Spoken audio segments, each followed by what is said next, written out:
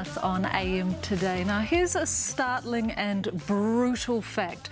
One New Zealand woman dies of ovarian cancer every 48 hours. And one woman battling that cancer hard right now is former Canterbury Flames netball star Kelly Hutton. She was first diagnosed back in 2019 when she was just 45. She has the BRCA gene, which made headlines, of course, with Angelina Jolie about 9 years ago. It's a gene that increases your risk of getting cancer.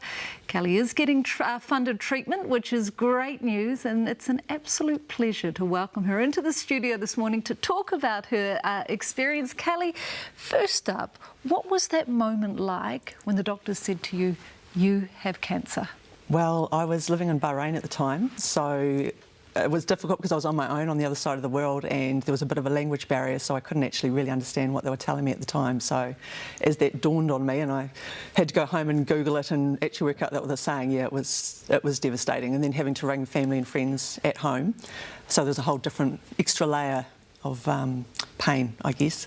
That's intense, and I know you had full-on treatment. You had chemotherapy, you had surgery, you did so much, and the great news was you were cancer-free. I was, and they'd initially given me sort of upwards of 2 years to live, or below, 2 years at best. So when I was given the all clear, I was like, this is great, this is a good start.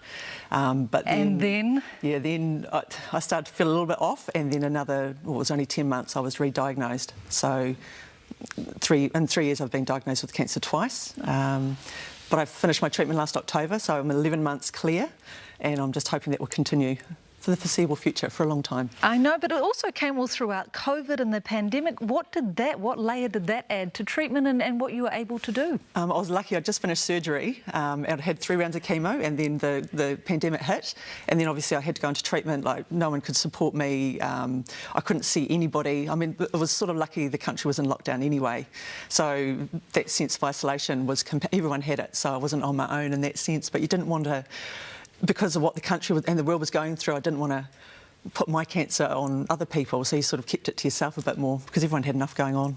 To be fair, it was like, they don't need me to make it worse. Oh, yeah. You're an amazing woman. You do get a funded medicine though, Kelly. Tell us why you get this funded medicine and what it is. I'm on Lynparza, so I've been on that since December last year. It's for BRCA. I've got the BRCA gene, and it works well with the BRCA gene.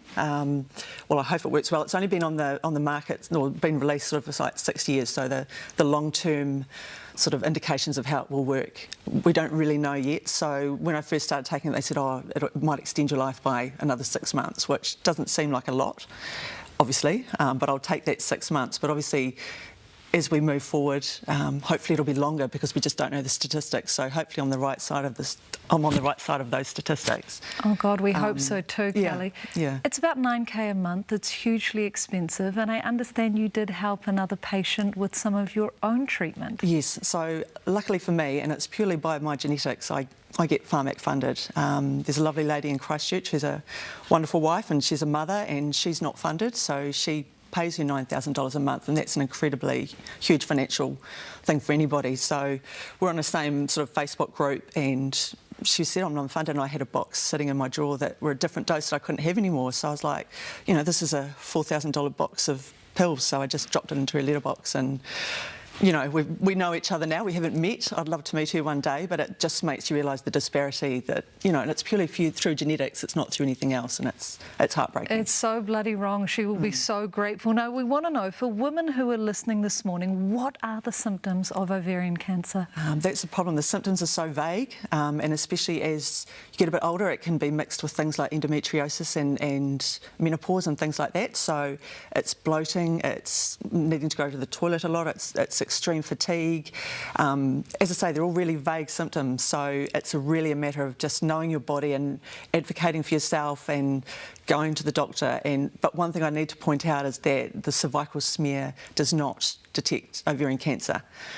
So everything seems so close, you think that it would, but cervical smears only detect cervical cancer. There's 5 gynecological cancers, so ovarian being one of them. So, what's your advice then to women? How do they get checked out, see their doctor? What do you advise? as I say, just advocate. A lot of women have been sort of pushed aside, but the doctors don't actually realise the symptoms. So there's a great Tash Crosby at Talk Peach and Jane Ludeman at Cura Ovarian Cancer really pushing for awareness amongst the GPs so that when women present with symptoms, they don't brush them off and they're like, actually, this could be ovarian cancer. But also on that, to please go and get your smears. If you're due, you know, it can be embarrassing, it can be whakamā to go, but please just do it. And, you know, you could save your life and then your kids will be happy and your grandparents and, you know.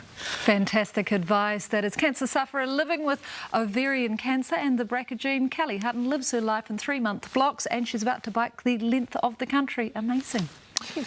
It is 5 away from 8 coming up. We all know healthy, active kids are happier kids, but how well is the government's Healthy Active Learning Initiative going?